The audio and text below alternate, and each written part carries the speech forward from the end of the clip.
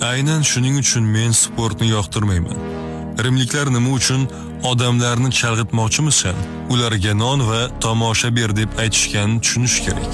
Chunki ular juda yaxshi bilishgan. Agar odamlar och bo'lmasa va ko'ngli ochilsa, ular hech narsani so'ramaydi, o'ylamaydi ham. O'z yo'lini topishga intilmaydi, o'z hayoti haqida savol bermaydi. Zamonaviy sport ham xuddi shunday. Odamlar televizorga baqiradi, kim nechta gol urgan yodlaydi, boshqa futbolchilar ustidan bahs qiladi. Hatto begona odamning familiyasi yozilgan futbolkani kiyib yuradi. Go'yo o'z hayotini emas, boshqa bir kishining hayotini yashayotgandek. Bularning barchasi nima uchun? Chalg'itish uchun, insonni sust qilish uchun, uni zaif holatda ushlab turish uchun.